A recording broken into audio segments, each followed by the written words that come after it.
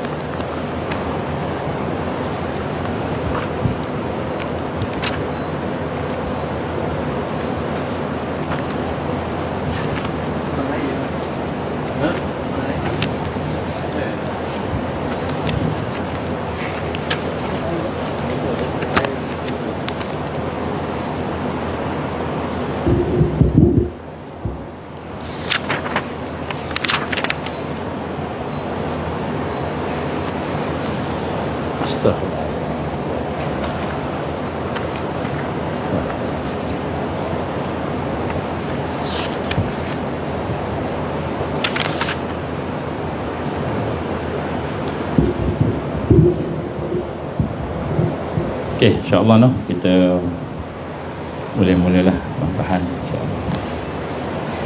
Kita mula dengan Ummul Quran Al-Fatihah. A'udzubillahi minasyaitonirrajim. Bismillahirrahmanirrahim. Alhamdulillahirabbil alamin, arrahmanirrahim, maliki yaumiddin. Iyyaka na'budu wa iyyaka nasta'in. Ihdinas siratal mustaqim. Siratal ladzina an'amta 'alaihim ghairil maghdubi 'alaihim waladdallin. Amin. A'udzu billahi samil alim minasyaitonir rajim. Bismillahirrahmanirrahim.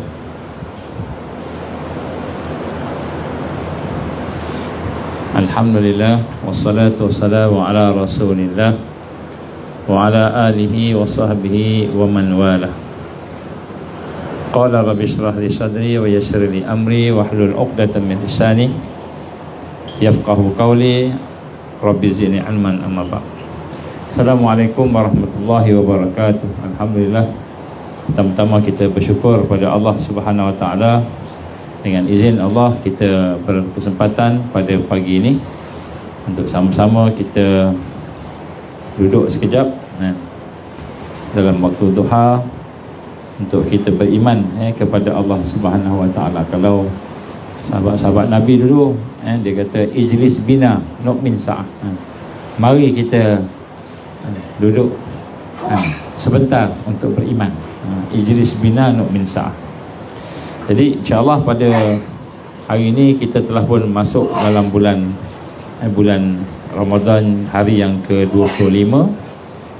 InsyaAllah kita akan memasuki hari-hari akhir dalam bulan Ramadan ini. Maka pentinglah untuk kita melihat secara detail tentang pergerakan kita, perjalanan hidup kita ini, supaya apa yang berlaku kepada kita ini dia bukan hanya sekadar kita sebut sebagai amalan-amalan yang berjalan sebab bulan Ramadan, sebab bulan Ramadan, tapi amalan yang berjalan dalam rangka untuk kita menuju kepada Allah Subhanahu wa taala, amalan untuk kita membina kekuatan. Dan sebagaimana yang kita telah sebut bahawa tema kita dalam bulan Ramadan ini bukanlah untuk beribadah semata-mata, tetapi temanya ialah untuk bina kekuatan supaya kita boleh berhadapan dengan segala perkara-perkara yang menghalang kita, segala perkara-perkara yang mengancam, segala kesesatan. Jadi kalau kita tengok di dalam perbincangan, analisa semasa dunia, maka kita akan mendapati bahawa dunia pada hari ini berada dalam keadaan yang berbagai-bagai. Sebahagian tempat perang, sebahagian tempat bencana alam, sebahagian tempat bencana ekonomi, sebahagian tempat bergaduh pula, apa kita kata, demonstrasi sana sini dan sebagainya. Banyak masalah dihadapi oleh pada hari ini. Dan ditambah lagi apabila kita melihat daripada kajian sahabat-sahabat dan kawan-kawan kita sama ada yang Islam atau yang bukan Islam, kawan-kawan bukan Islam ni, yang berada di Amerika, yang berada di Eropah, dan mereka telah mendengar banyak berita yang ada dan telah melihat banyak peristiwa yang ada menunjukkan bahawa seolah-olahnya satu serangan baru akan berlaku, serangan pandemik yang baru. Dan kita dengar juga di Malaysia ni bagaimana data-data analisa tentang kesihatan dan penyakit yang ada di negara kita ni pun nampak seperti makin bertambah pula penyakit makin bertambah, penyakit makin bertambah, statistik orang yang sakit makin ramai, dan secara realiti pun kita melihat kawan-kawan yang sakit ramai, yang mati pun ramai, mati dalam keadaan mengejut, mati dalam keadaan mengejut. Yang kena sakit kanser tiba-tiba, ramai juga. Tiba-tiba stage 4 aja, stage 4 tiba-tiba jadi kita melihat banyak perkara-perkara yang pelik lah yang berlaku pada hari ini, dan menunjukkan kepada kita bagaimana keadaan semakin lama semakin huru-hara, dalam keadaan yang hari ini kita gambarkan masing-masing tercari-cari lah apakah perkara yang paling baik untuk kita berpegang, untuk kita bersandar.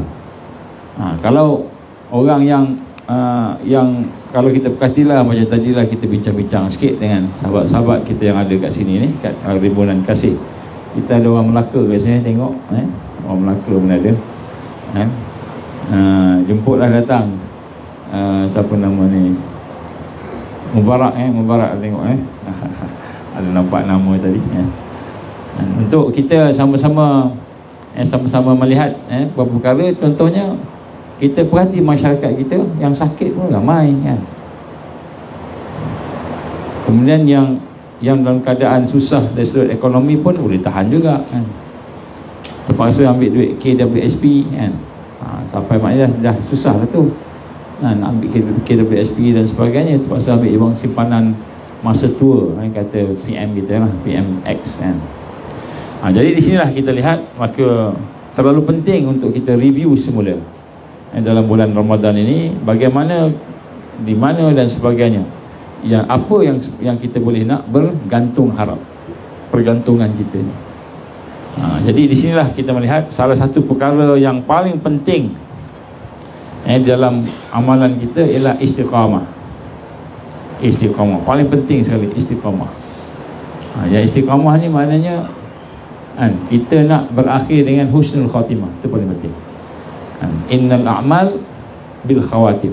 Amal yang sebenar, innal a'mal, amal yang sebenar itu adalah yang menutup, khawatim yang menutup, atau kama Rasul sallallahu. Jadi itu kita nak tengok. Pertama sekali kita melihat bahawa sebenarnya hidup kita ini sentiasa dikelilingi oleh qada dan qadar Allah.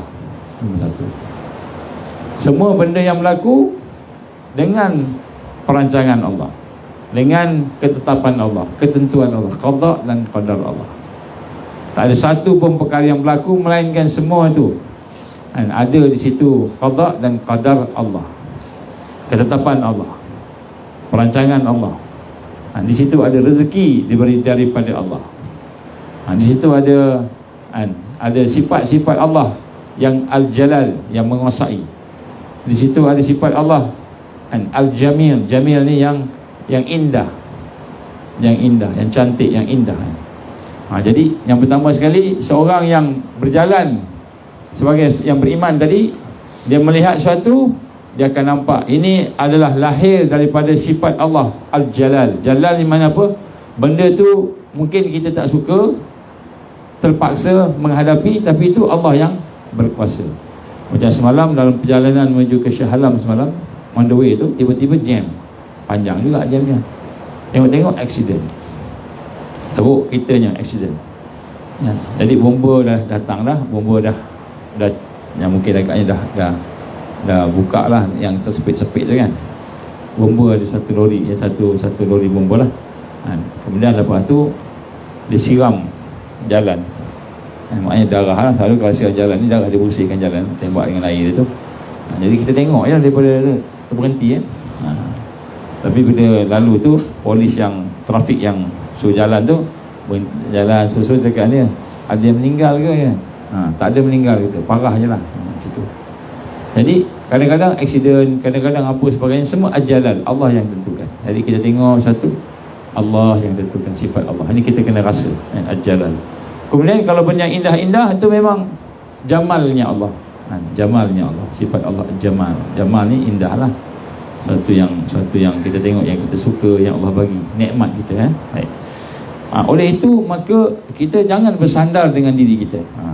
Sebab kita ni dikuasai oleh Allah. Macam mana tanda kita bersandar dengan diri kita? Kita bersandar dengan amalan kita. Kita dah boleh beramal dalam bulan Ramadan, buat macam-macam. Kita rasa kita yang beramal, kita yang kuat, Jadi ini adalah satu kesalahan.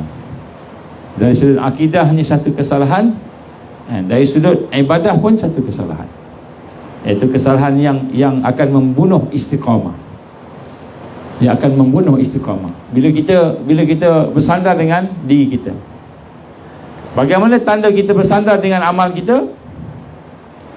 Bila kita buat kesalahan, kita rasa lemah, maka kita pun kurang berdoa.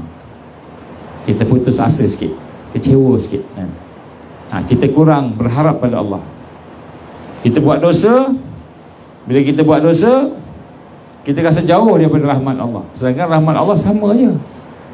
Allah bagi masa kita dosa tak dosa, sama je rahmat Allah. Allah ni Ar-Rahman Allah, Ar-Rahim Allah ni, dia tak berubah. Dengan sebab kita ni ada dosa ke, kita banyak buat baik ke, tak berubah. Rahim Allah, Rahman Allah sama je. Dia tak terjejas dengan kita. Tapi kita oleh kerana bergantung pada amal, bila kita buat silap aja, kita buat salah aja, kita rasa jauh daripada Allah. Kita rasa, sebenarnya tak itu tanda bahawa kita ni masih bersandar pada amal kita. Bersandar pada amal kita. Kita bila buat salah tu, kita rasa jauh daripada kasih sayang Allah, sedangkan Allah sayang kat kita. Jadi kita ini perasaan yang ada dalam diri kita sekiranya kita bersandar pada amalan kita. Jadi sesiapa yang beriman, yang mulia di sisi Allah, Allah nak naikkan darjat dia tadi, tingkatan dia tadi, maka bila dia kenal Allah dengan sedalamnya, maka dia tidak akan berkurang harapnya, tidak akan berkurang rasa kasih dan sayangnya, walaupun dia dalam keadaan susah. Dia dengan Allah tetap. Dia tak putus asa lah. Contoh kan, selalu kita buat baik aja, tiba-tiba kita rasa kuat. Bila kita ada buat benda dosa tak baik, kita rasa lemah, sebab kita gantung dengan amal kita. Jadi kita buat baik banyak amalan, atau kita buat lemah, tetap jangan kita rasa kurang pergantungan dengan Allah.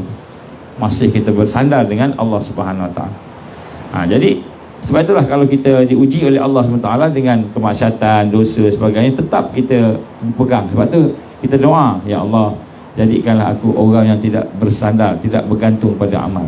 Kena minta ke Allah supaya hati kita kenal Allah sungguh-sungguh, kenal Allah. Jadi ini penting. Kenapa? Kerana istiqamah anugerah daripada Allah. Istiqamah ni anugerah Allah. Istiqamah ni anugerah Allah kepada hamba-Nya yang merasakan dirinya hamba, dia tak kuat, melainkan Allah bagi kekuatan kat dia. Dia tak boleh nak istiqamah, melainkan Allah bagi istiqamah kat dia.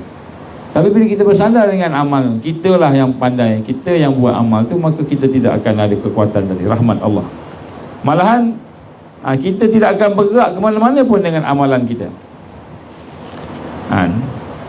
Sebab tu Nabi gambarkan, la yadkhulul jannah, la yadkhulul ahadukumul jannah, tidak akan masuk seseorang kamu itu pada syurga bi amali, dengan amal dia. Kita tak akan masuk syurga dengan amal kita. Jadi selama-lamanya kita tak akan masuk syurga dengan amalan kita. Sebab tu kenapa kita nak berpegang dengan amalan kita? Kita gembira, kita sedih kan? Kita tak boleh berpegang dengan amalan kita. Hati kita ni lah, hati. Kemudian sahabat bertanya, walau anta ya Rasulullah, kamu pun sama ke ya Rasulullah? Tak boleh bergantung dengan amal. Naam. Ya, Saya pun tak bergantung dengan amal. Nabi pun tak bergantung dengan amalnya. Jadi Nabi SAW sendiri mengatakan bahawa dia pun bergantung kepada rahmat Allah juga, macam itu. Tak ada makhluk yang boleh bergantung dengan diri dia sendiri, tak ada. Walaupun Rasulullah SAW yang hebat, kata makhluk yang terbaik, sempurna, pun Nabi kata apa? Aku pun tak bergantung dengan amal aku, begitu kan? Ya, sebab itulah pada pagi ini kita nak melihat amalan kita, dan kita nak melihat kat situ ada rahmat Allah. Jadi bila kita beramal, nak kena syukur pada Allah. Dan kita beramal, kita nak minta Allah supaya boleh istiqamah. Jangan kita rasa, oh kalau aku boleh buat ni, lepas ni boleh buat. Tiba-tiba kita buat dosa. Buat dosa, kita rasa lemah pula. Macam itu kan. Jadi salah tu, salah. Ya, sebab itulah di sini kita ingin sama-sama meletakkan satu perkara, satu zikir yang kita telah sebut sebelum ini untuk kita amalkan di akhir-akhir Ramadan ini. Kalau boleh yang panjangnya, hasbunallah wa ni'mal wakil, ni'mal maula wa ni'mal nasir. Dan hasbunallah wa ni'mal wakil, ni'mal maula wa ni'mal nasir. Bacalah berapa kita nak baca. Maknanya cukuplah Allah yang pelihara aku, cukuplah Allah yang tolong aku, cukuplah Allah yang memberikan kemenangan pada aku, cukuplah Allah. Jadi semua jangan bergantung kepada diri kita, makhluk. Kemudian kalau kita ada masalah yang hebat-hebat, bagaimana kita bincangkan sebelum ni, sekadar ulang kaji kita. Hasbunallah wa ni'man nasir, hasbunallah wa ni'man nasir. Minta maaf. Hasbunallah wa ni'mal wakil, hasbunallah wa ni'mal wakil. Hasbunallah wa ni'mal wakil 450 kali baca. Bila kita rasa ni satu set 450 kali. Baca 450 kali itu, mudah-mudahan pada masa itu kita akan ada kekuatan, Baik. Tetapi bukanlah makna kita kurang beramal pula. Kita kena melakukan amal kena buat, tapi jangan bergantung dengan amal. Itu maksudnya. Supaya amal kita boleh istiqamah, amal kita boleh berterusan, amal kita boleh berterusan. Kerana amal yang terbaik ialah amal yang dibuat secara berterusan, secara berterusan. Ini yang kita nak sebut pada hari ini. Dan amal yang berterusan ini, tak nak kita kata ibadah ini kita ni menjadi hamba kepada bulan Ramadan, Ramadaniyin, orang yang menyembah Ramadan. Bulan Ramadan banyak macam itu, menjadi hamba Allah, hamba menjadi hamba Allah Subhanahu wa taala. Baik. Okey, jadi sebab itulah kita nak pastikan kita mengikut perintah Allah. Apa Allah perintah? Allah suruh kita beramal soleh. Ya ayyuhallazina amanu, kemudian Allah wa amilus solihat, dan orang yang beramal soleh. Baik, untuk itu maka Allah Taala menjadikan satu sunnah, iaitu sebagai hamba Allah, dia memastikan dan merancang supaya amalan itu dia menjadi istiqamah, dan dia menjadi satu yang digambarkan sebagai wirid. Wirid. Jadi amalan yang kita buat dalam bulan Ramadan ini, kita bukan sekadar buat aja, tapi kita rancang supaya dia menjadi wirid. Rancang Sebab tu kita kena minta ke Allah tadi kekuatan. Apa maksud wirid ini? Wirid ialah semua amalan-amalan yang kita lakukan dengan waktu yang kita tetapkan, bilangannya banyak ni kita tetapkan, dan kita lakukannya secara istiqamah. Ini amalan yang sunat, bukan amalan yang fardu. Yang fardu memang Allah dah tetapkan. Contohnya solat waktu 5 waktu dah tetapkan dah masa dia. Itu tak diubah. Tapi amalan sunnah. Jadi yang kita nak bincang pada pagi ni ialah satu amalan sebenarnya yang menjadi rahsia, asbab yang paling besar untuk mencapai sesuatu yang mustahil. Maksudnya nak capai sesuatu yang mustahil ni, apa dia? Wirid. Jadi wirid ni bukan tahlil, la ilaha illallah, la ilaha illallah yang kita baca tahlil, tahlilan tu kan, yasinan tu. Tapi wirid ni lah semua amalan-amalan sunnah, amalan yang sunat lah, bukan yang wajib. Yang sunat, yang mana kita buat secara berterusan, kita rancang secara berterusan, istiqamah untuk beribadah tadi dengan waktunya, waktu bila nak buat. Kan? Kemudian berapa banyak nak buat, kuantitinya, macam mana nak buat, ni dipanggil wirid. Contoh, kita kata kita akan membaca Al-Quran setiap sebelum subuh 1 jam, contoh. Ataupun selepas subuh, solat subuh 1 jam baca Quran, contoh. Kita jadikan harian, itu wirid, jadi wirid. Saya nak baca zikir Ya Hayyu Ya Qayyum setiap malam, kan, waktu sekian-sekian, kan, kemudian berterusan, itu jadi wirid. Itu jadi wirid.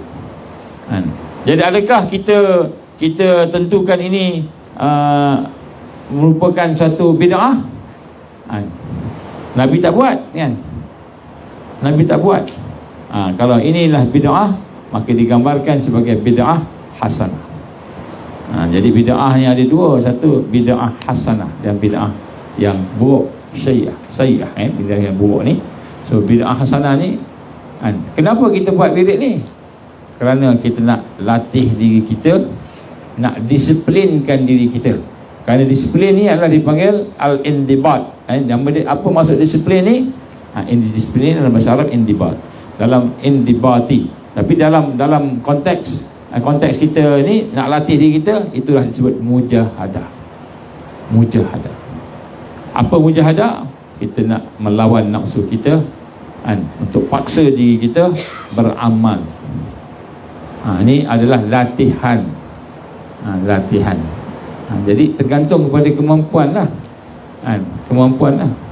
Setengah-setengah amalan tu memang Rasulullah SAW dah tetapkan. Contoh, kan, zikir-zikir tertentu lepas solat, Rasulullah dah sebut dah, kan. Jadi hal ni termasuk juga yang lain daripada zikir-zikir tadi. Jadi kita melihat apakah, di manakah di situ hikmahnya, dia punya fadail, kelebihan dia, kan. Dan maka dia, wirid ini bila kita lakukan, dia akan menjadi pengaruh yang besar dalam menerangi hati kita. Untuk membawa cahaya kepada diri kita ni, kena ada wirid. Macam itu. Maknanya ni sebagai asbab yang besar, yang paling besar lah. Maknanya al-iman dan al-amal. Amal fardu, dia dah ada waktu dia, dah tetap dah. Ni kita tak dikacau. Yang fardu ni memang Allah tetapkan dah, kita kena ikut je. Contohnya puasa bulan Ramadan, tak boleh nak tukar puasa bulan Syaban. Bulan Syaban puasa sebulan wajib, tak boleh. Kalau puasa sunat tak apa, kan. Puasa wajib tak boleh. Jadi yang wajib ni tak kira wirid. Wajib bukan wirid. Wajib ni memang kita kena ikut apa yang Allah perintah. Jadi yang maksud wirid ni, segala yang sunat, amalan yang sunat yang kita buat dengan istiqamah. Dengan istiqamah. Tapi saya sebut awal tadi, kan, macam mana nak istiqamah? Jangan kita rasa kita kuat, kita hebat, kita, sebab tu kena minta ke Allah. Sebelum beramal ni kena minta ke Allah, minta izin ke Allah, minta kekuatan. Ya Allah, aku nak buat A, B, C, Engkau izinkanlah aku, Engkau berilah kekuatan pada aku. Jadi wirid bermula dengan iman, bukan wirid bermula dengan, motivasi untuk dapat jadi kebal. Contohnya, ada orang motivasi nak jadi kebal, baca surah Al-Ikhlas 500 kali satu malam, maka dia membaca. Kenapa? Supaya kebal.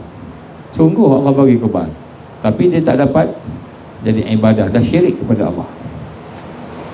Dah syirik kepada Allah. Jadi sebab tu wirid ni nak kena, dia merupakan satu amalan yang sunnah, yang kita buat cara istiqamah pada waktu, pada jumlah yang ditentukan. Baik. Jadi sebab itulah, wirid inilah sebenarnya menjadi asbab yang paling besar untuk mencapai rahsia, rahsia-rahsia yang Allah akan berikan kepada seorang itu. Oleh sebab itu, maka kita hendaklah melakukan amalan wirid ini secara berterusan, kan? Kerana berterusan itulah yang digambarkan sebagai kekuatan. Jadi berterusan inilah disebut mujahadah. Itu mujahadah. Kalau baca Quran, sekali-sekali je baca Quran. Bulan Ramadan je baca Quran. Bulan Syawal biasa tak baca dah. Itu tak jadi wirid lah. Tak jadi wirid. Jadi wirid ni yang ada kekuatan biiznillah, dengan izin Allah. Jadi apabila seorang itu diberi kekuatan untuk melaksanakan amalan wirid, dan kemudian amalan wirid itu pula dilaksanakan dengan bertambah baik, maknanya Allah bagi rahmat dia, kita boleh buat, maka itu tandanya kita sedang berjalan menuju kepada Allah, semakin hampir kepada Allah. Sebab itu Allah gambarkan ahabbal amal ilallah, ahabbul amal ilallah ta'ala adwamuha wa in qala. Hadis riwayat Muslim. Amalan yang paling Allah cinta ialah amalan yang sedikit walaupun berterusan. Jadi maknanya apa? Tanda Allah sayang pada seseorang, dibagi amalan tu pada waktu. Jadi bila kita boleh istiqamah dalam satu amalan, itulah satu kemuliaan, karamah. Karamah apa ni? Karamah ni satu kemuliaan, satu kelebihan. Orang lain tak boleh buat, kita boleh buat. Supaya salah satunya ialah istiqamah dalam kita melaksanakan wirid. Jadi wirid ini tanda karamah dah ada. Karamah dah ada. Apa? Karamah kita boleh istiqamah dengan amalan sunnat yang kita rancang. Tapi kena rancang dan kena minta izin ke Allah, minta kekuatan ke Allah baru jadi. Kalau tak jadi, boleh sembahyang malam waktu bulan Ramadan, Syawal tak boleh dah. Kenapa? Tak ada kekuatan, Allah tak bagi. Jadi kalau kita nak tahu Allah sayang ke tak sayang kat kita ni, salah satunya tengok, kalau kita boleh istiqamah dengan amalan tu, memang Allah sayang kat kita. Salah satu tanda lah. Sebab Allah gambarkan ahabbu al-a'mal ilallah ta'ala, kan, adwamuha wa in qala, kan? Amal yang Allah sayang sangat, yang Allah sukalah, maka amal tu tentu dibagi pada orang yang Allah sayang. Itulah yang berterusan walaupun sedikit. Jadi amalan yang berterusan walaupun sedikit ini nampak macam tak ada apa-apa, macam kecil je. Apa dia? Istighfar. Contoh istighfar. Setiap lepas sembahyang kita baca istighfar. Baca sembahyang istighfar. Nampak sikit tapi kita baca tiap-tiap kali contohnya. Ataupun baca Fatihah, baca ayat kursi tiap-tiap kali. Baca ayat kursi tiap-tiap kali lepas sembahyang, maka orang tu Allah akan masuk dalam syurga. Kenapa ayat kursi lepas sembahyang? Siapa yang berzikir baca lepas sembahyang, baca ayat kursi, Allah akan masuk dalam syurga. Sebab apa? Istiqamah dari itu. Kadang baca, kadang tak baca, kadang baca, kadang tak baca, tu tak istiqamah. Jadi istiqamah tu, contohnya, siapa yang berwuduk, ambil wuduk, kemudian dia baca doa selepas wuduk. Asyhadu an la ilaha illallah wa asyhadu anna Muhammadar Rasulullah. Allahumma inni. Baca doa tu, siapa yang istiqamah dengan doa tu, Allah jamin syurga. Allah bagi syurga. Jadi Allah nak bagi syurga kat kita ni, orang yang boleh istiqamah, bukan baca sekali-sekali je. Nampak? Jadi dan amalan, dan orang yang boleh istiqamah dengan amalan sunat ni, itu tanda Allah sayang kat dia. Jadi kalau kita ada amalan yang kita boleh istiqamah, syukur kat Allah. Tu Allah tunjukkan dia dah sayang kat kita dah tu, dengan sayang yang khas, yang special. Orang lain sembahyang juga tapi sembahyang sunat, contohnya duha. Orang lain sembahyang juga tapi tak istiqamah. Orang lain baca Quran juga tak istiqamah, tapi kita boleh istiqamah. Itu maknanya Allah sayang kat kita. Allah bagi amalan yang disayang. Jadi amalan inilah dalam konteks tarbiyah, dalam konteks tazkiyah, untuk kita nak latih diri kita tadi, dipanggil wirid. Sebab tu hendaklah setiap kita mesti ada wirid. Begitu. Wirid bermula dengan wirid Quran contohnya. Mesti ada wirid Quran. Apa wirid Quran? Kita tetapkan, saya nak baca satu hari 3 jam, satu hari setengah jam, baca Quran, baca je. Kemudian setengah jam lagi, saya nak tadabbur Quran, setengah jam baca, setengah jam tadabbur. Tiap-tiap hari kita buat. Bila buat tiap-tiap hari sampai mati, itulah wirid. Dan siapa yang boleh buat begitu, maka itulah tanda Allah sayang kat dia. Bulan Ramadan buat maksima amalan, maksima. Masuk Syawal kita berhenti, tak buat. Itu tandanya amalan tu masih bersandar, kita masih bersandar ke amal. Allah masih belum sayang kita betul-betul, macam mana yang khususnya, khususul khusus. Macam itu. Jadi apabila dalam satu hadis yang lain Nabi gambarkan, ya ayuhan nas, alaikum minal a'mal ma tutiqun, fa inna Allah la yamallu hatta yamallu, wa inna habbul a'mal ila Allah ma du wima alaiha alaihi wa in qala. Hadis riwayat Muslim. Wahai manusia, kamu lakukanlah amalan sesuai dengan kemampuan kamu. Jadi nak buat wirid ni maknanya mesti buat yang kita mampu, jangan buat sesuatu yang kita tak mampu. Kerana Allah tidaklah bosan sehingga kamu bosan ketika beramal. Jadi buat yang mampu, tak apa, sikit-sikit tapi berterusan. Amalan yang paling Allah cinta adalah amalan yang berterusan walaupun sedikit. Jadi di sinilah kita lihat pada pagi ini kita nak tengok, kita nak fokus pada amalan yang berterusan. Amalan yang berterusan. Jadi kita dah lebih kurang 4 hari 5 hari ni dalam bulan Ramadan, kita tengok mana satu amalan yang kita betul-betul nak fokus, betul-betul nak buat, sehingga maknanya lepas daripada Ramadan pun kita buat juga macam itu. Itu tanda Allah sayang kat kita. Dan untuk dapatkan istiqamah itu, kita kena minta pada Allah lah, apa yang sebut tadi. Kena minta kat Allah, jangan bersandar dengan amal. Aku kuat, aku nak buat ni lah, nak buat duha, nak buat Quran, nak bangun malam, nak buat ni. Kita rasa kita nak buat, kita rasa kita kuat, kita rasa kita yang boleh buat. Jangan, kita nak kena minta kat Allah. Nak minta kat Allah, baru dia jadilah, InsyaAllah. Ini rahsia seorang hamba sentiasa rendah diri pada Allah Subhanahu Wa Taala. Jadi sebab itulah dalam hal ini maka kita nak fokus kepada amalan yang boleh berterusan. Jadi dalam 5 hari 4 hari ini kita tengok amalan mana yang boleh berterusan. Berterusan maknanya bukan Ramadan je, sampai luar Ramadan, sampai Syawal. Tapi kita kena plan. Kena fikir, kena muhasabah, tengok diri kita, dan kemudian lepas tu kita kena rancang. Contohnya amalan-amalan apa yang kita nak fokus. Contohnya Quran, Al-Quran nombor 1. Quran ni sunnah baca kan. Jadi sedikit tapi berterusan. Sebutlah tadi kita kena tengok, okey, saya nak baca Quran satu hari berapa jam. Kena masuk juga, sakit pun kena. Itu maksudnya berterusan. Kalau katakanlah tak boleh, kita tak okey, setiap subuh ataupun setiap sebelum maghrib, lepas maghrib baca Quran setengah jam, katalah lepas maghrib baca Quran setengah jam. Kalau kita nak masuk setengah jam menghafal, setengah jam membaca, setengah jam menghafal, cari waktu-waktu yang tenang, jangan waktu yang kelam kabut, tengah kerja-kerja tengah hari, jangan. Waktu tenang, sama ada lepas maghrib rehat-rehat, lepas mandi ke apa ke rehat, itu masa boleh menghafal. Ataupun bila bangun malam, kita punya otak dah clear dah, masa tu baca tadabbur hafal, baca tadabbur hafal. Tak banyak, 10 ayat cukup. 10 ayat tu banyak, satu ayat pun cukup. Baca tadabbur hafal. Tapi kita letak dalam jadual hidup kita ni, okey, aku akan bangun pukul 3, pukul 4, ikutlah. Kemudian nak ambil setengah jam, buat setengah jam. Lepas setengah jam tu barulah kita buat benda lain pula, baca Quran lah. Tiba-tiba satu malam kita tak sihat, tak boleh bangun malam pukul 3, 4, tak boleh bangun subuh, maka kena qada. Kita qada ni, cari masa lain setengah jam. Itu mana kita serius. Macam katakan kita terlupa buat witir contohnya, kan, buat witir. Jadi kita qada siangnya.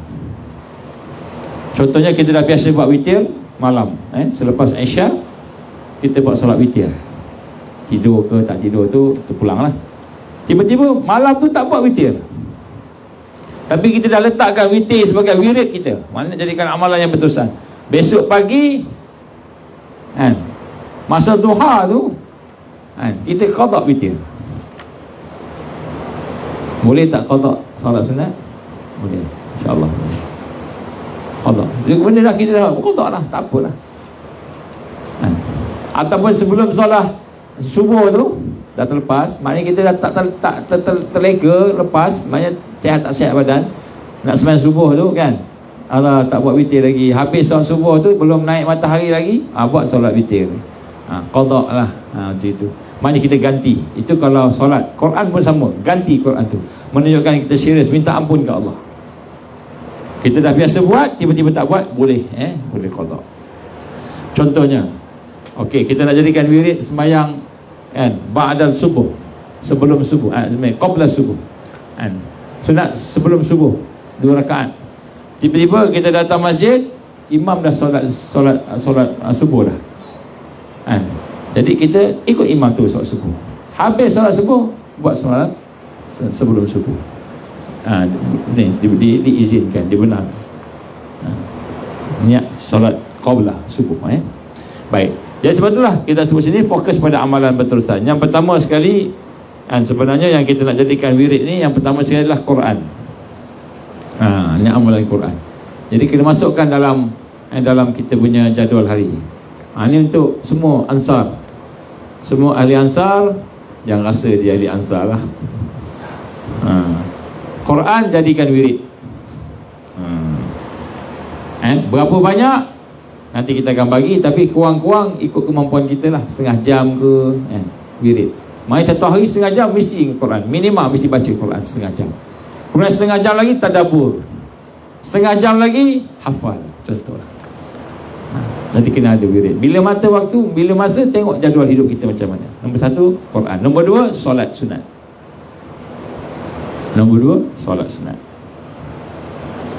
Solat sunat ni kita pilih solat-solat yang dituntut. Contohnya solat witir, solat qabla, sebelum subuh contohnya, dan ba'da, solat waktu, contohnya sebelum zuhur, selepas zuhur.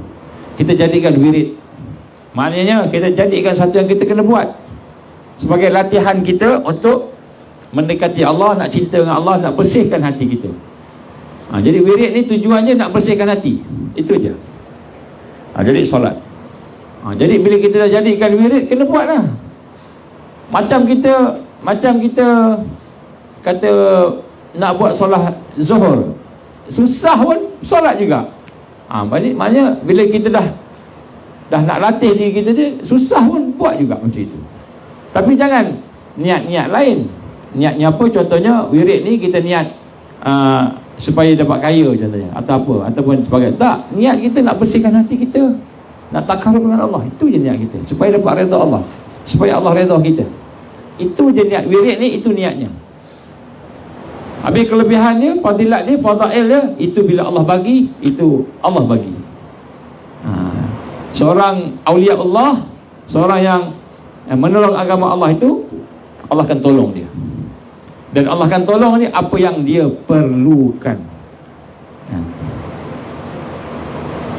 Sampai peringkat ada masalah aja, tiba-tiba boleh selesai masalah. Senang masalah. Jadi macam itu. Baik, jadi maknanya kita fokus pada amalan yang berterusan. Dan untuk fokus pada amalan yang berterusan ini, walaupun sedikit, kenapa Nabi kata wa in qala, walaupun sedikit. Kenapa? Kerana sebenarnya sedikit tu maknanya kualiti. Jadi kita dengan Allah ni kena beramal yang kualiti. Sikit tak apa, tapi Allah terima, Allah redha. Jadi sebab tu wirid ni dia kena berperingkat. Jangan buat terus banyak terus. Jangan. Kita tak mampu, sebab tu sebut yang mampu, buat sikit-sikit. Buat sikit-sikit. Jadi bila kita buat hal ni, insya-Allah ada kekuatan. Ini rahsianya apabila kita memerlukan sesuatu dan pertolongan Allah dengan datang, nak capai sesuatu yang mustahil. Wirid. Wirid, amalan wirid ni. Kemudian antaranya juga yang kita tuntut untuk kita jadikan wirid ialah tafakkur, berfikir. Kena ada masa-masa untuk tafakkur, berfikir. Tafakkur tentang nikmat Allah, ihsannya Allah pada kita, tafakkur tentang amalan kita, nak bagi naikkan lagi, tingkatkan lagi kualitinya, tafakkur tentang dosa kita, tafakkur tentang tanggungjawab kita, tafakkur, berfikir. Jadi tafakkur ni pun kena ada wirid juga, dijadikan sebagai wirid. Kita cari masa. Kemudian selain daripada itu, juga menuntut ilmu. Menuntut ilmu. Sebenarnya kalau tengok kuliah-kuliah, tazkirah yang kita bagi, insya-Allah semua itu dia ada dia punya apa dia panggil sequence dia, siri dia. Kadang-kadang sequence tu salah tulis, sepatutnya nombor 3 kita tulis nombor 2 katakan. Bila kita ikut kita tahulah. Baik, jadi dia ada sequence. Jadi menuntut ilmu pun kita kena buatkan satu masa Masa yang tertentu, berapa banyak, berapa jam contohnya. Contohnya untuk wirid tafakur contohnya. Untuk wirid tafakur kita buat sebelum subuh contohnya. Sebelum subuh kita tafakur sekejap, mengingati diri kita sebagainya sampai kita minta ampun ke Allah.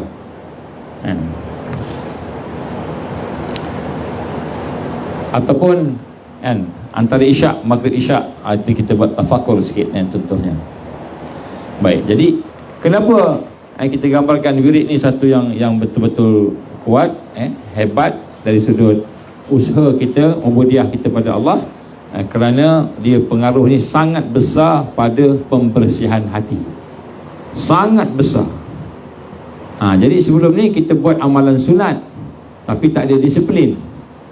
Kita buat amalan sunat ikut senang kita je, kita rasa seronok nak buat, kita buat, macam itu kan. Tapi bila kita ada disiplin, kita tetapkan diri kita, kita dah rancang plan tadi, maka dia akan ada kekuatan untuk membersihkan diri kita.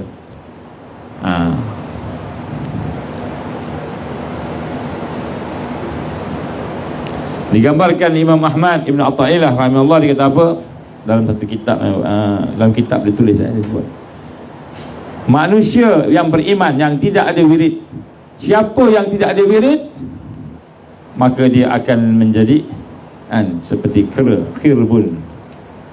Jadi orang Islam tak ada wirid ni, kata ulama-ulama dulu lah, Imam Ahmad sebagainya, dia akan menjadi seperti khirbun, warid, iaitu kera. Tapi bukan sembarang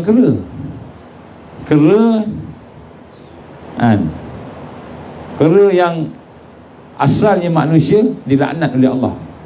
Maknanya dia manusia, kemudian Allah laknat jadi kera. Itu orang yang tak dibirit.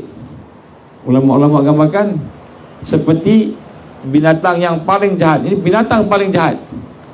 Binatang paling jahat di dunia ini ialah binatang yang telah Allah, binatang yang asalnya manusia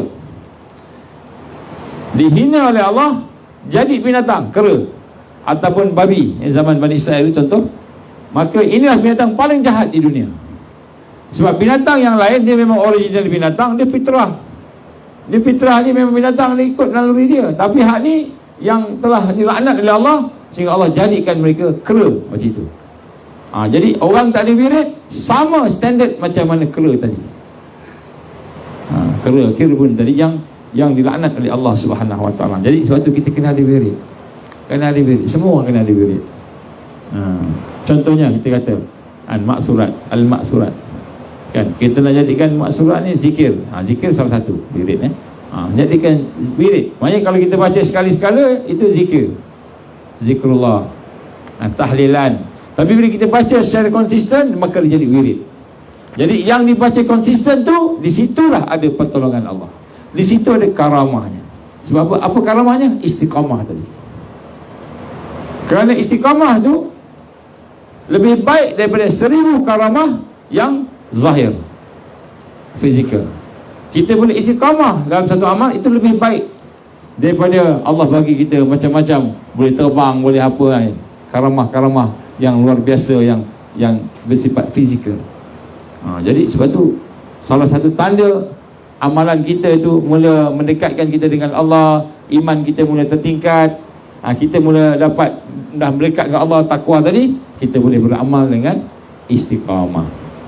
Jadi amalan istiqamah lah disebut wirid. Amalan inilah sebenarnya amalan yang kuat kesannya untuk pembersihan jiwa kita.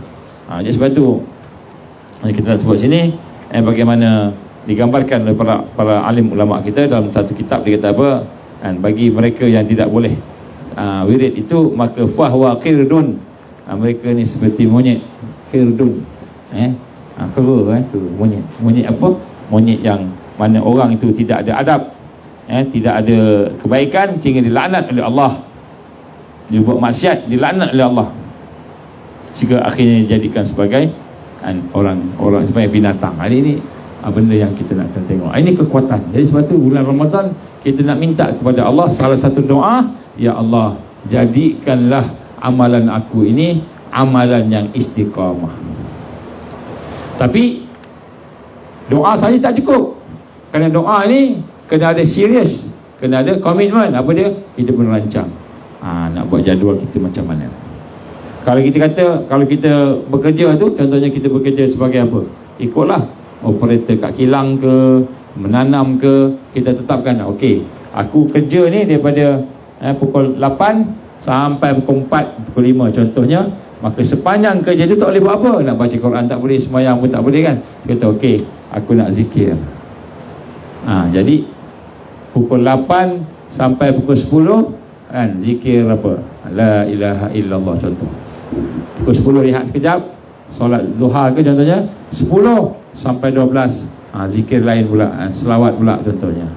Jadi kita tetapkan, tiap-tiap hari buat. Kita akan nampak kesan dia, akan ada kesan. Kesan apa? Hati kita makin bersih, hati kita kan Allah bagi cahaya. Tapi kalau kita buat tanpa satu perancangan, kadang buat, kadang tak buat, maka amalan tu tidak membersihkan hati kita dengan kekuatan. Hari ni kita main buat aja kan. Bila masa nak buat, agak-agak nak solat, kita solat. Tak nak rasa malas, tak buat. Jadi kita tidak ada disiplin, mujahadah tak ada. Jadi yang Allah SWT memberikan keberkesanan dan kekuatan pada kita tu, amalan yang ada indibat tadi, disiplin, tersusun. Barulah kita nampak, oh rupanya selama ni aku buat amal banyak, tapi kesannya tak ada apa-apa, sama je.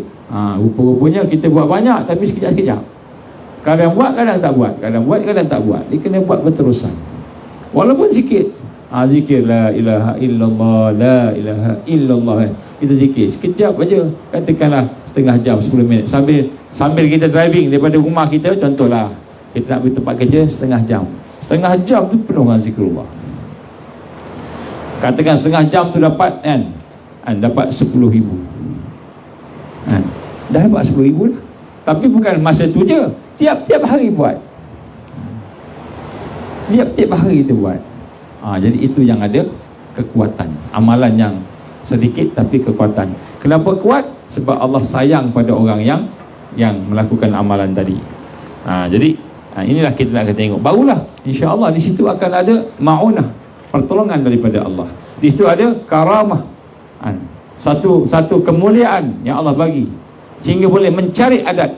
Mencari adat ni luar biasa. Tapi bukan itu yang kita nak, tapi itu yang Allah akan bagi. Yang kita nak, kita baca, kita buat, kita baca, kita buat, dalam rangka nak bersihkan hati. Bersihkan hati. Jadi amalan bulan Ramadan ni bukan setakat sampai 29, 30 Ramadan tu, tak. Sampai bila-bila pun kita buat juga. Boleh kan? Ini penting, ini penting. Sebab tu dalam tarbiyah kita bukan hanya sekadar beramal, tapi kita kena menyusun amalan kita. Sebab tu Allah gambarkan wal asr innal insana lafi khusr. Demi kehidupan, demi masa, sesungguhnya manusia dalam kerugian. Allah bersumpah dengan kehidupan. Kehidupan yang macam mana? Kehidupan yang tidak disusun dengan amal soleh. Tak tersusun, sama macam binatang tak susun. Ayam, kita ternak ayam kan? Masa bila ayam nak makan, masa tuan dia bagi makan. Kalau tuannya konsisten bagi makan setiap pagi sebelum subuh ke, selepas subuh ke, pukul 10 ke, maka makanlah dia masa tu pukul 10 tadi. Kalau tuan dia tak bagi makan, terlupa pukul 12 dah dia makan. Jadi binatang tak tentu, dia tak ada jadual, tak ada. Itu yang diternak. Yang tak ternak lagilah, ada masa ada dapat makanan, dikais, tak jumpa cacing. Ada masa kais, jumpa cacing pula makanan dia. Kais pagi makan pagi, kais petang makan petang. Ayam kan. Dia macam gitu je. Tapi manusia hidupnya disusun. Itu disebut al-indibati. Indibat, disiplin. Mujahadah. Kita berjihad an-nafs, lawan diri kita sendiri, lawan nafsu kita. Contoh soalan tersebut kan, kita nak buat satu, tak nak ikut nafsu. Contoh makan, memang orang makan kerana ada nafsu nak makan. Kalau tak ada nafsu nak makan, tak nak makan, dia sakit, tak nak makan Tapi kita nak makan bukan kerana nafsu, kerana Allah. Macam mana? Kita makan yang halalan thayyibah. Tengok nak beli dekat pasar malam, tengok ini sembahyang tak sembahyang, oh tak sembahyang lah. kan, tak jagalah semua kan. Kita cek orang yang semayang contohnya. Jadi makanan tu bersih, orang yang ada zikir lagi bagus. Okey, kemudian makan pula kan, makan berhenti sebelum kenyang contohnya. Itu disiplin kan. Jadi makan jadi sunnah, dapat pahala makan kan. Nabi kita apa? Berhenti sebelum kan, kenyang. Kita berhenti bila makanan dah tak boleh masuk dah kan. Sampai kan, habis-habis kan, tambah lagi. Jadi kita tengok baik, ini wirid. Wirid ni, inilah kekuatan sebenarnya. Jadi bulan Ramadan sebenarnya bukan saja pesta amal, tapi pesta yang nak membina kekuatan. Macam mana? Bila amal yang ada sunat tu, amal wajib kena buat, amal sunat jadi wirid, baru dia jadi kekuatan untuk intifadah, kekuatan untuk tajdid dan kebangkitan. Baru dia jadi kebangkitan. Kalau tak, Ramadan tu jadi macam biasa. Masa bulan Ramadan buat macam-macam, bulan Syawal habis tinggal. Maka tak jadi Ramadan itu sebagai persiapan untuk bangkit berdepan dengan Dajjal, berdepan dengan macam-macam yang ada. Tak jadi. Kenapa? Habis Ramadan habis, tak ada dah. Tak jadi wirid. Jadi sebenarnya bulan Ramadan kita latih daripada jadual hari pertama sampai hari terakhir. Kita dah susun dah. Sekarang ni kita buat dekat akhir ni. Kenapa tajuk ni? Sebab kita dah lalu dah bulan Ramadan. Mana satu kita mampu, mana satu tak mampu. Okey, sekarang kita nak susun supaya yang kita buat tadi tu menjadi satu kekuatan. Bila dia jadi wirid, boleh jadi kekuatan. Dan inilah untuk kebangkitan. Baru amal tu jadi amal yang kuat, yang boleh membangkitkan kita. Besok Al-Mahdi naik, kita boleh naik. Hari ni semua main tengok YouTube je. Oh, ini kod Mahdi. Dia banyak mimpi betul semua. Ini kod Mahdi. Mari kita sokong dia. Tapi kita tak ada wirid. Jadi katalah betul tu Mahdi, besok katalah betul dia Mahdi. Dia nak bangkit, kita tak boleh bangkit, tak larat sebab tak ada wirid. Wirid tak ada. Sesuatu yang menyebabkan kita ada kekuatan tadi, amalan yang sedikit tapi berterusan. Amalan yang berkualiti kan, walaupun sedikit tapi berterusan. Itu yang kita nak betulkan semula persepsi kita. Kalau tidak, kita jadi macam orang biasa, tak duduk dalam tarbiyah, tak kisah, buat aja, puas hati. Aku dapat buat tarawih, tapi kan lepas Ramadan tak buat dah.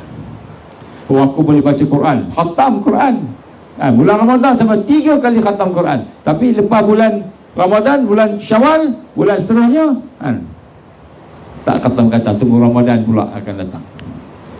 Jadi tidak ada kekuatan kebangkitan. Jadi amalan yang membina kekuatan, amalan yang kita sebut wirid tadi, itu amalan yang kita susun walaupun sikit. Ini perkara yang kita nak semua faham. Barulah dia akan jadi tajdid.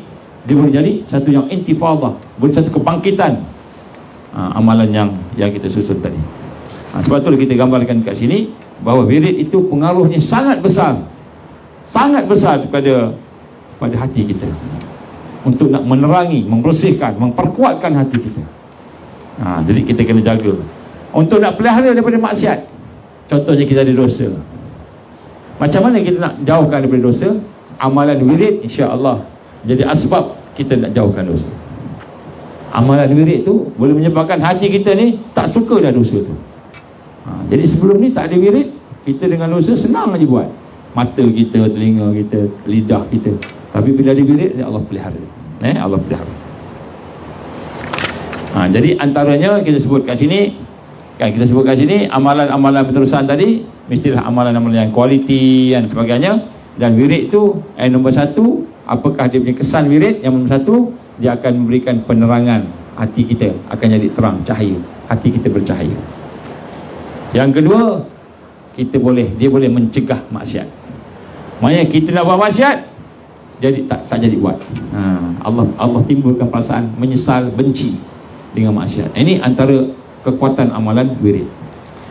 Jadi kita kena tengok. Kemudian apa lagi? Contohnya bagi makan orang. Setiap hari Jumaat bagi orang makan pisang. Contohnya kalau dulu kampung banyak makan pisang, pergi masjid mesti ada pisang kan. Tapi jangan buat satu Jumaat je. Kena buat tiap-tiap Jumaat, baru jadi wirid. Nak bagi sedekah kat orang kan. Sekali bagi banyak kan, ambil lah RM10 kan, RM20 kan, katakanlah sedekah. Tapi itulah sekali tu. Tak, baik kita pecah-pecah. RM10 tu jadikan RM1. Tapi tiap-tiap hari, 10 hari dapat.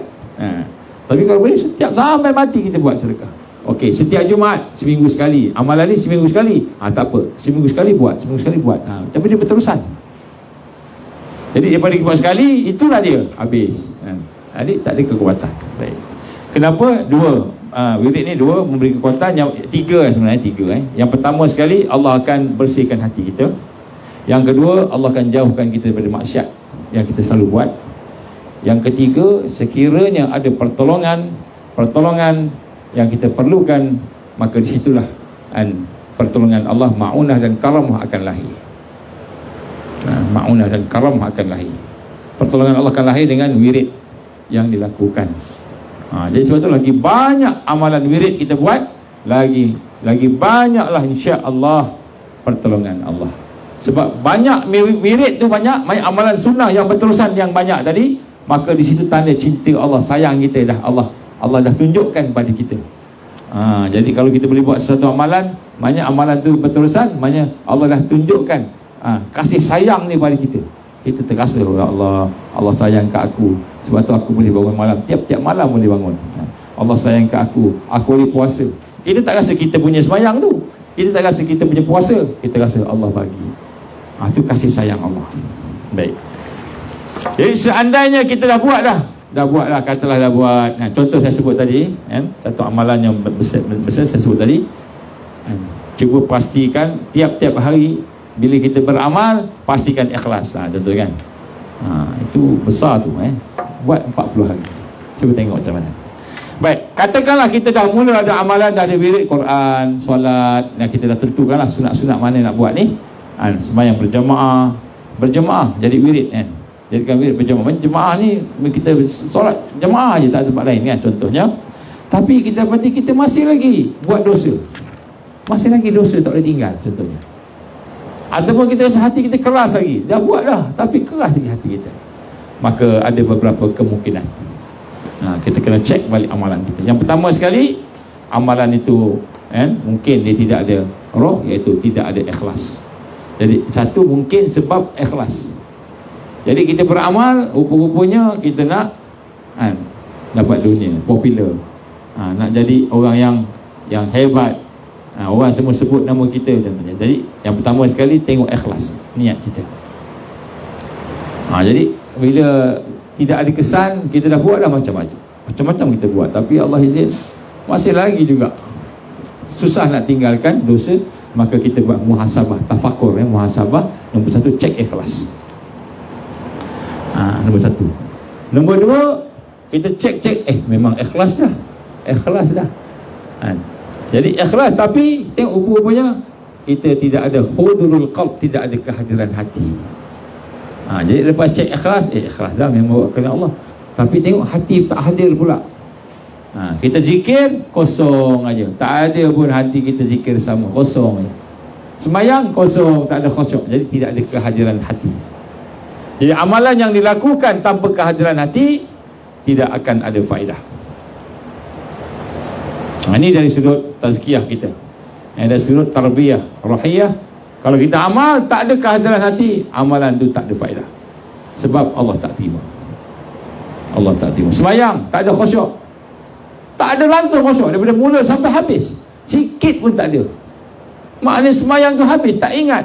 Kalau tak kena ikut imam, kita tak tahu berapa rakaat dia sembahyang. Baca pun tak faham, tak tahu, tak ada pun nak fokus. Sikit pun tak ada khusyuk, maka sembahyang itu tidak berfaedah. Kalau ada sikit, sikit itulah yang faedah. Yang sikit dia faedah. Bukan yang banyak. Sebab tu sembahyang ni dia ada 1/2, 1/3, 1/4. Jadi Nabi sebut ada orang sembahyangnya 1/2, 50%. Allah terima. Ada orang 1/4, 25%. Jadi ikut khusyuk kita.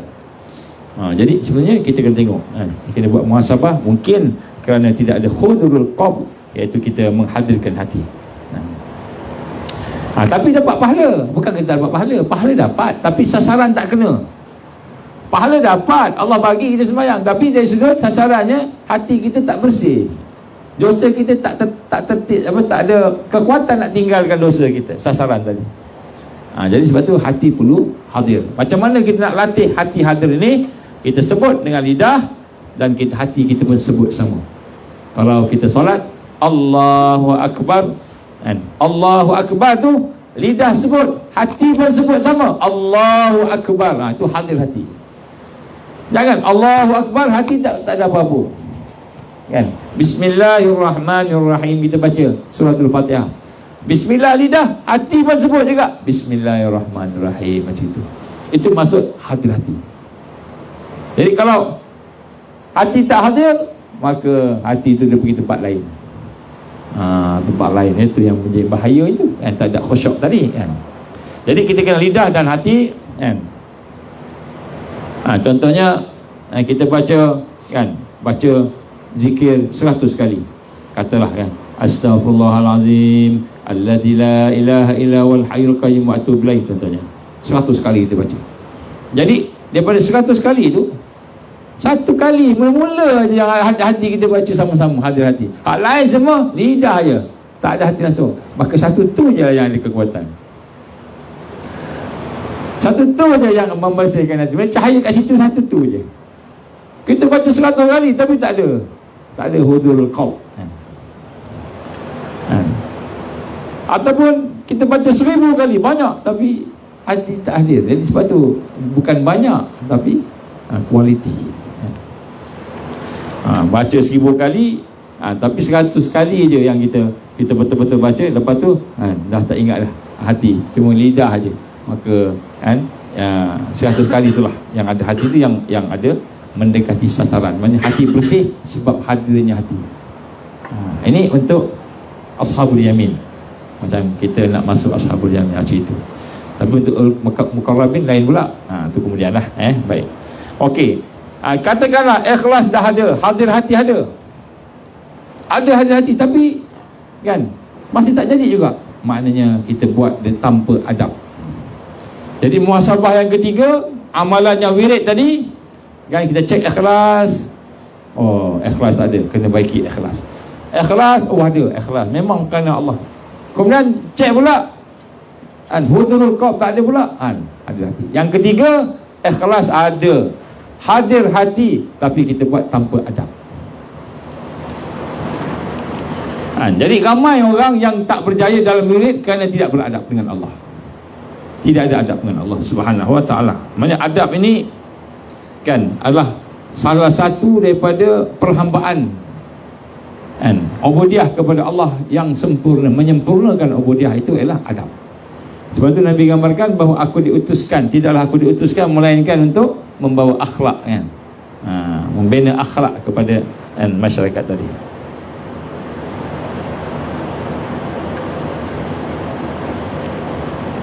Contohnya kita zikir, ikhlas zikir kita, ikhlas zikir kita.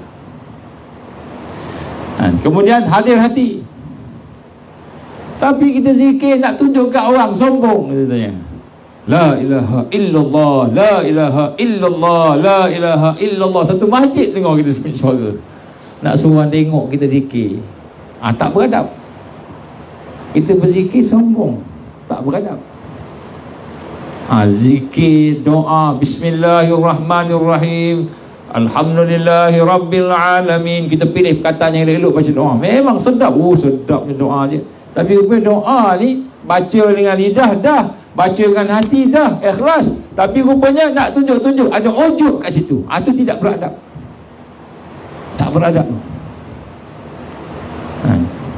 Jadi kita tengok, mungkin ada perkara-perkara yang kita buat tu dari adab hatinya dengan Allah, tidak ada tadarruan, tidak ada ketundukan, tak rasa diri kita hamba, tidak ada perasaan-perasaan bimbang, khasyah, bimbang Allah tak terima. Kita buat solat Allahu Akbar, solat duha 6 rakaat, tiap-tiap hari kita buat.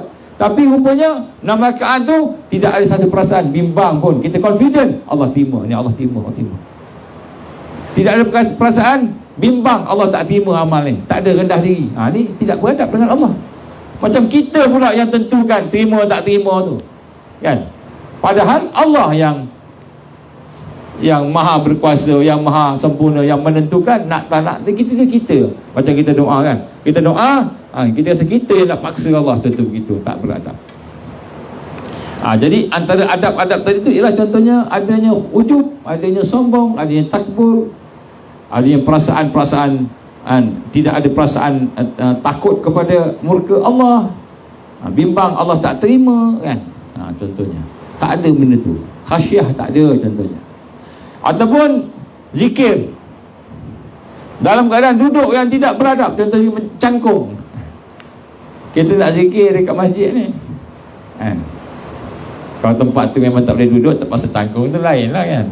Penat berdiri, nak duduk tak ada, kita cangkung. Sambil cangkung tu zikir, tu lain lah. Tapi saja zikir kat rumah ni, saja cangkung. Tak beradab lah, cangkung. Dalam keadaan yang kita kata kan, tidak ada harap contohnya. Itu dari sudut fizikal. Tapi sebenarnya adab ni lebih kepada hati tadilah, hati. Fizikal pun sama juga kan. Kita semayang kan. Ada seorang, tak ingat siapa nama ulama ni Dia makan. Syekh ni makan.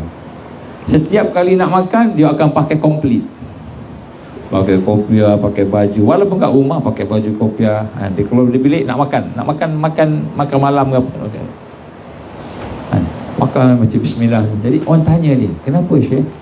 Kalau duduk-duduk biasa, dia mungkin baju buka ke singlet, masa nak makan ni. Dia kata, aku malu pada Allah. Allah bagi aku makan rezeki, aku tak beradab dengan Allah. Mengadap rezeki ni dalam keadaan tak beradab. Itu orang soleh sampai macam itu dia fikir. Jadi maknanya apa maksud adab di sini?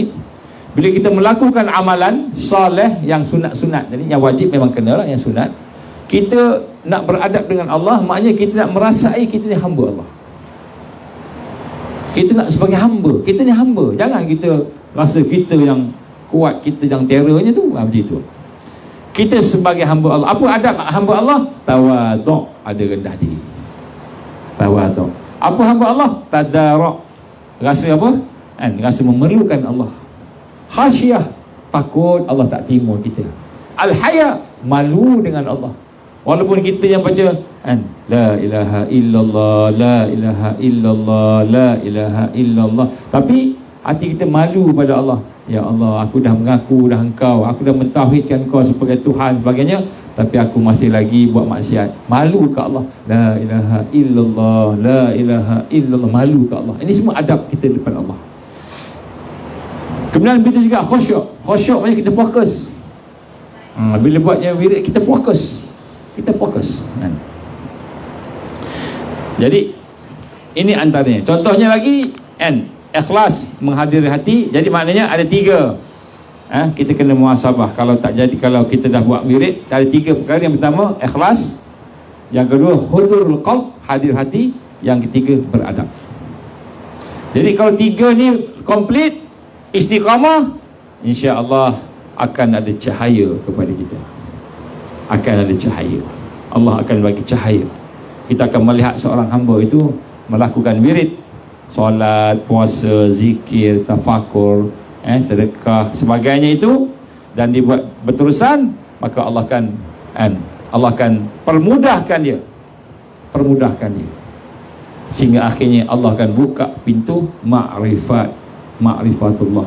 Allah akan buka pintu ma'rifatullah. Tapi ma'rifatullah tak sampai lagi ni. Bila kita wirid tak sampai lagi. Sampai tu peringkat, insya-Allah Allah akan bagi satu takarub muraqabah, makam muraqabah tu, takarub sampai akhirnya kenal Allah. Jadi orang yang wirid ni orang yang akan pergi menuju jalan nak kenal Allah. Kalau tak ada wirid, kita tak kenal Allah. Kalau kenal pun kenal macam itu je lah. Tak ada perasaan. Tak ada perasaan dengan Allah. Tak sayang ke Allah. Jadi kita kena ada ni. Ini amalan yang kuat. Sebab tu kita kata Ramadan bukan hanya sekadar beramal, tapi amalan yang nak membentuk budaya hidup kita. Nak membentuk, kita kata kan, perhambaan secara total pada Allah.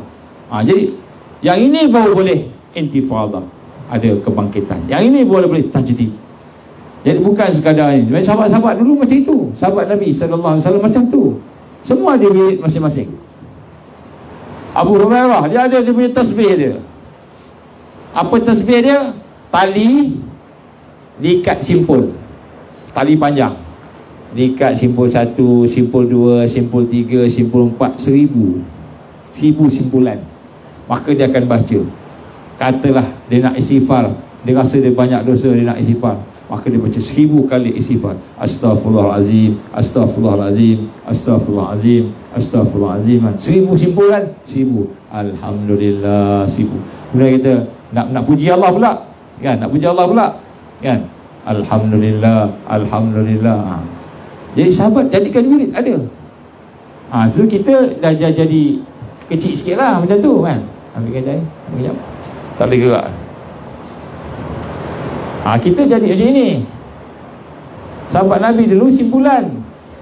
Simpulan. Kita dah jadi macam ni. Nampak ni? Tasbih. Nabi buat tak? Nabi guna ni tak? Nabi tak perlu ni. Nabi tak guna. Tapi sahabat-sahabat buat, guna. Ada sahabat guna tali, bukan macam ni lah, ni cantik lah ni. Siap ada bonjol-bonjol kan? Ada rambut-rambut semua kan? Cantik lah ni. Ini improvise lah. Telah baik upgrade kan, inovasi dia kan. Sekarang pula ada picit-picit pula, ada picit-picit. Ada picit-picit. Pakai picit-picit tu counter lagi canggih kan? Lagi canggih. Jadi maknanya itu semua, ini bukan sunnah kan? Wasilah. Jalan aja. Ini jalan. Jalan. Ini bukan sunnah. Ini Nabi tak guna tasbih. Sahabat-sahabat guna. Sahabat-sahabat buat. Tapi Nabi tak buat. Jadi jangan cakap ini sunnah. Ini bukan sunnah, ini wasilah. Jalan.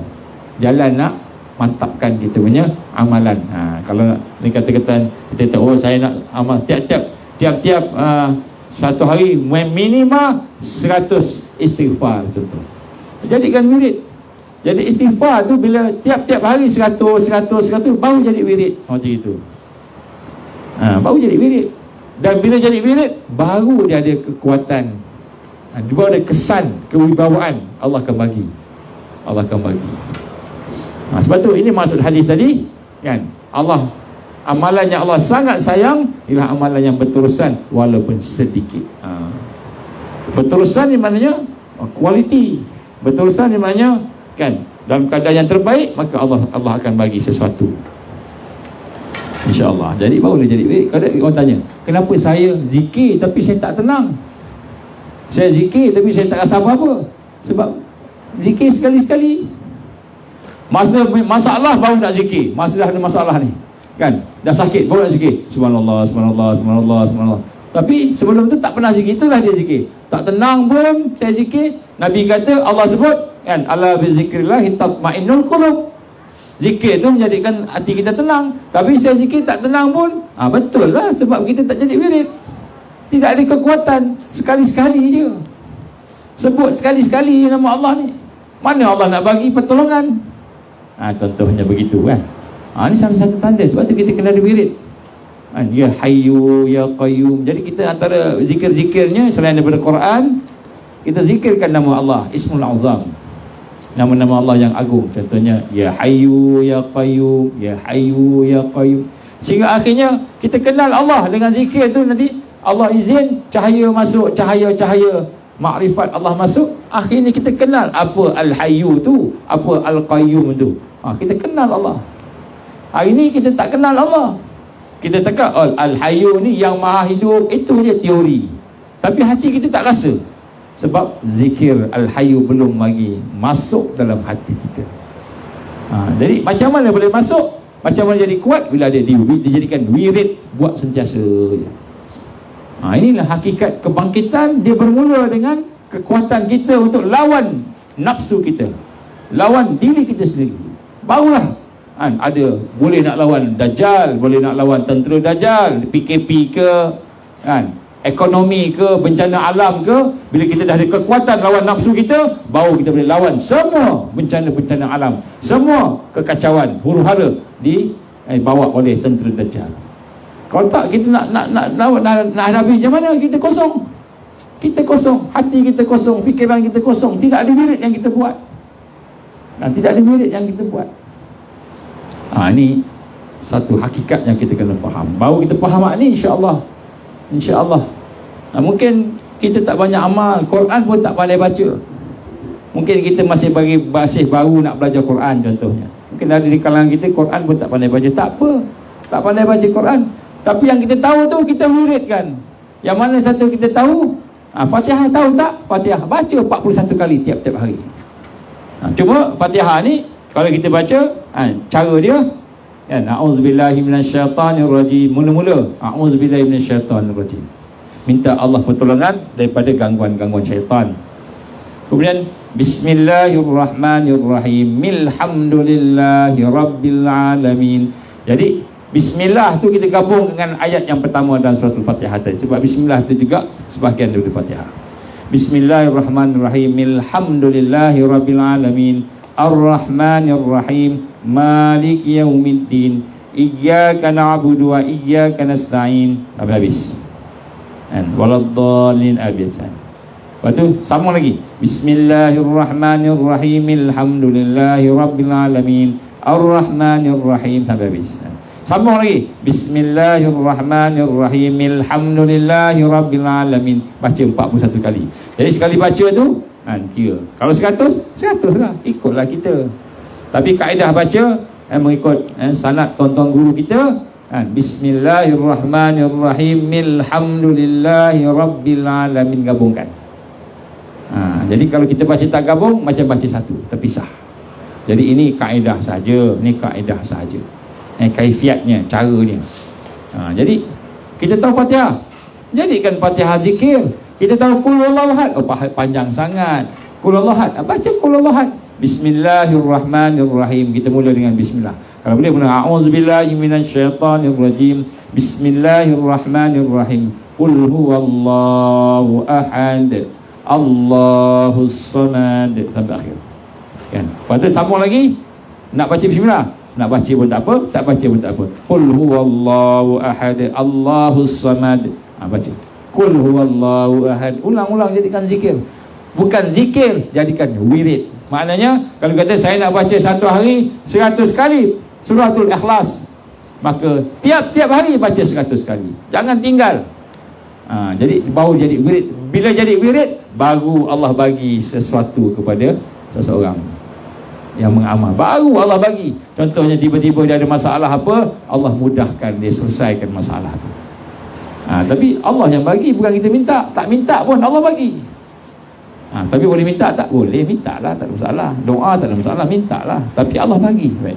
Jadi sebab itulah kita nak kena tengok balik semula amalan kita, baru dari kekuatan. Dan amalan yang ada kekuatan ni, baru dia boleh jadi sebagai asas untuk tajdid. Asas untuk tajdid. Tapi nak sebut sini, yang dia masukkan wirid ni amalan sunat, bukan wajib. Yang wajib memang kena buat, tak boleh tinggal. Hak tu dah tak jadi wirid dah. Itu memang Allah perintah, kena buat. Kan, sembahyang 5 waktu kena buat. Kat mana sembahyang 5 waktu yang jadi wirid? Sembahyang berjamaah. Mulakan macam mana? Susah lah ustaz nak sembahyang jemaah ni. Kan, kadang-kadang travelling lah pekerja kita kan, kata tak boleh nak ni, kena qada, kena jamak dan sebagainya. Tak apa, target mana satu yang boleh kita jadikan wirid. Contohnya berjamaah subuh. Setiap subuh mesti berjamaah. Target hatu dulu, target yang tu dulu. Kemudian lepas tu setiap isyak atau maghrib mesti berjamaah. Office hour habis kan, berjamaah, ambil target yang tu dulu. Kemudian lepas tu Allah akan mudahkan zuhur dan asar. Baik, buat satu-satu, tak apa, pelan-pelan. Tapi kita wiridkan dia. Maknanya yang wajibnya solat fardu, yang wirid sunnahnya berjamaah. Jadikan jamaah tu sebagai wirid. Maknanya kita jadikan, memang kita kena buat. By hook, by crook, kata orang putih, kena buat juga berjamaah. Subuh dulu, start subuh dulu. Subuh senang. Start subuh. Subuh mesti kat masjid, subuh mesti kat surau. Kalau masjid surau tak boleh, tak larat, sakit, kat juga rumah dengan isteri dengan anak, berjamaah.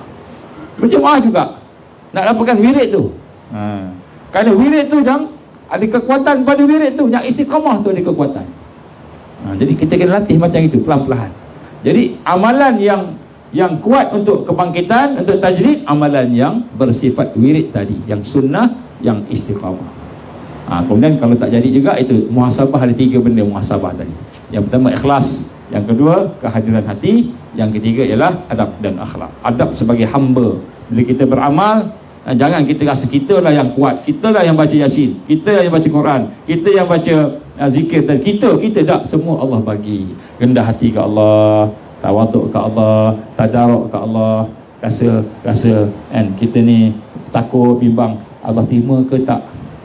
Bukan bimbang sebab kita boleh habis tak boleh habis, tak, Allah terima ke tak. Kita baca 1000 kali, Allah terima tak, belum tahu. Bimbang, waktu kita bercakap astaghfirullahalazim, dah habis wirid tu, kita astaghfirullahalazim, ya Allah, inilah yang aku mampu, ya Allah, Engkau jadikanlah amalan ini sebagai amalan seorang hamba kepada Engkau, ya Allah. Minta ke Allah. Kita terlupa nak minta supaya Allah terima kita jadi hamba dia, terlupa. Seolah kita confident Allah mesti ambil kita, terlupa. Minta ke Allah. Kita nak beradab dengan Allah, berakhlak dengan Allah SWT yang maha hebat, maha sempurna, Al-Azim, Al-Azim Allah ni. Jadi itu. Jadi bila kita faham yang ini, insya-Allah, maka amalan itu akan membina satu kekuatan, anugerah, dan akhirnya Allah akan memberi kepada kita satu perasaan sayang kepada Allah, muhibbin, menjadi orang yang dicintai oleh Allah Subhanahu wa taala. Jadi apabila kita mula buat ni, insya-Allah kita akan nampak kekuatan. Di sini kekuatan dalam amalan. Satu, kita tidak bergantung pada amal. Mula-mula cakap tadi, jangan bergantung dengan amal, bergantung pada Allah. Tapi kita kena susun amal kita, sebab itu perintah Allah. Allah perintah kita. Allah perintah kita susun amalan kita. Allah perintah kita belajar, contohnya sembahyang. Allah kita susun hidup kita dengan solat yang difardukan tadi. Contoh. Jadi kita ikut apa yang ada adab tadi sebagainya, insya-Allah. Jadi mudah-mudahan Ramadan pada kali ini akan membina satu kekuatan pada kita, dan insya-Allah mudah-mudahan kita akan bersama dengan orang yang akan bangkit di akhir zaman. Ni baru peringkat teori ni kan. Kena buatlah lepas ni. So kita kena muhasabah lah nak buat yang mana satu dulu. Contohnya solat ni kuat ni, Quran ni kuat semua ni.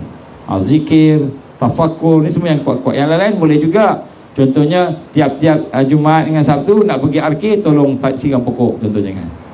Jumaat Sabtu datang siram pokok kan. Jumaat Sabtu datang buat satu di tempat yang kita nak tolong tolong. Boleh juga jadi wirid juga. Jadi wirid tu buat istiqamah kan. Ada sesuatu yang Allah bagi. Apa dia? Wallahu a'lam. Bila kita buat sesuatu dengan sungguh-sungguh berterusan, Allah bagi.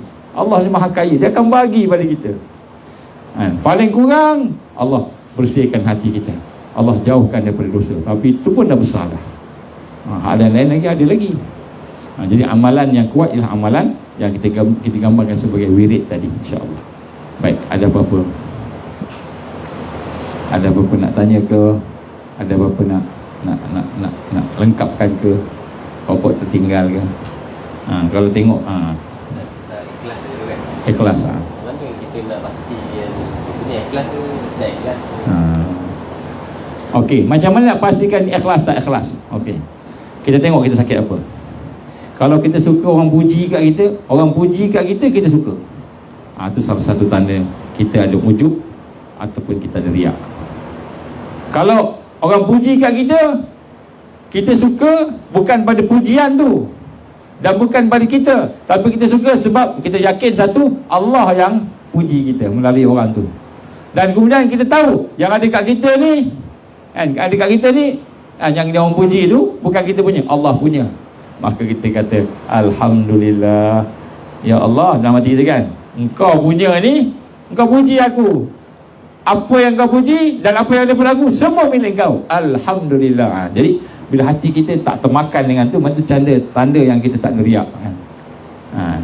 Jadi bila kita buat sesuatu ketika di depan ramai dengan ketika seorang-seorang dalam bilik kita semayang, contohnya semayang depan ramai, seorang-seorang sama je. Tak adalah depan orang ramai kita Allahu Akbar betul-betul sungguh-sungguh kan. Bila dalam bilik seorang-seorang Allah Akbar,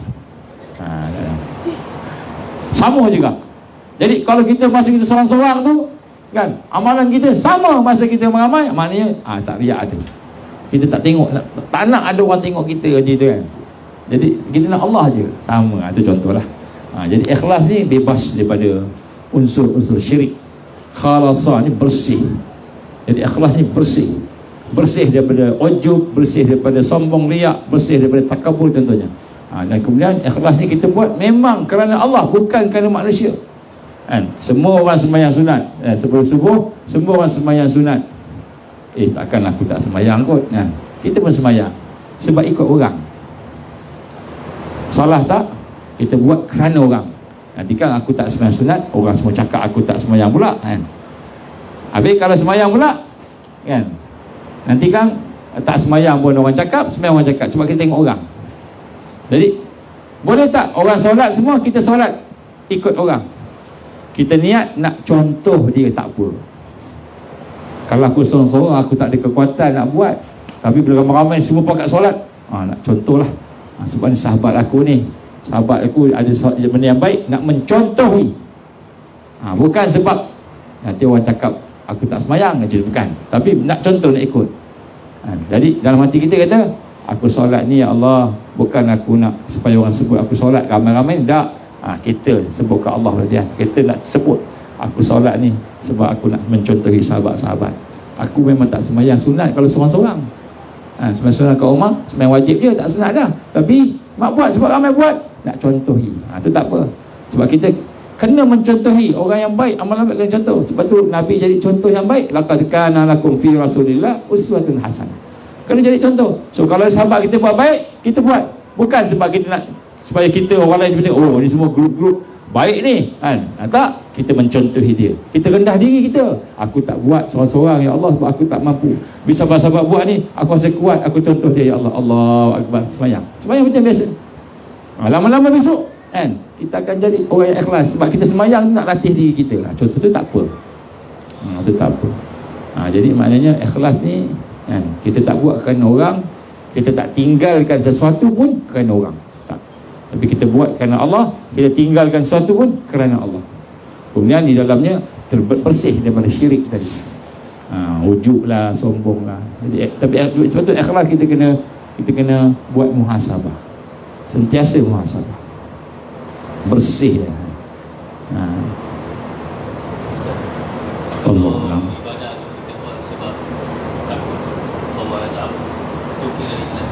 Okey, ikhlas ni ada tahap-tahap dia. Jadi ikhlas ni ada tahap. Ikhlas yang dibenarkan ialah ikhlas yang tahapnya itu kan berkaitan dengan iman. Maknanya yang satu kerana Allah. Kan Allah tak nampak apa, beriman pada Allah. Kemudian ikhlas juga buat kerana nak dapat pahala, nak dapat syurga Allah. Syurga ni pun iman juga. Kita tak akan percaya dengan syurga melainkan kita percaya dengan Al-Quran, percaya dengan Allah, kan? Iman juga. Tapi tahapnya kurang sikit mending kerana Allah tadi. Begitu juga kita tinggalkan ni sebab kita takut masuk neraka. Neraka itu pun iman juga. Daripada Quran juga. Jadi maknanya kita tinggalkan kerana takut masuk neraka. Itu dikira ikhlas. Tapi ikhlas yang rendah sikit dia punya martabatnya, ni terima, Allah terima. Sebab kita tak percaya neraka melainkan dalam Quran. Tak percaya neraka melainkan daripada Allah, beriman tadi. Maka maknanya sebenarnya kita percaya ke Allah, cumanya takut kat neraka. Kita ni lemah. Tapi bila kita kenal Allah, bukan lagi kerana takutkan neraka, bukan lagi kerana nak masuk syurga, tapi hanya kerana Allah sahaja. Jadi itu tahap-tahap iman. Itu tak apa. Tapi kalau kita buat satu kerana makhluk dunia ni, itu tak boleh. Kenapa semayang? Nanti kan bapak marah, bapak mentua marah, kan? Tak semayang jemaah. Kerana bapak mentua, itu tak boleh. Itu tak boleh. Kerana manusia tak boleh. Jadi kalau kerana syurga, neraka tu boleh lagi sebab dia ada kaitan dengan iman juga. Bila iman kaitan dengan Allah juga. Cumanya darjat itu kerana dia tak kenal Allah lagi. Kalau dia kenal Allah, tak buat dah kerana neraka syurga ni, tapi dia buat kerana Allah. Tapi Allah kenalkan neraka, Allah kenalkan syurga, supaya orang tu boleh berfikir tentang hukum daripada Allah, redha, murka Allah. Jadi itu masih lagi iman dibenarkanlah, insya-Allah. Wallahu a'lam. Tak apa, tak kuat sangat ni. Ada lagi? Apa? Nak tambah-tambah sikit ke?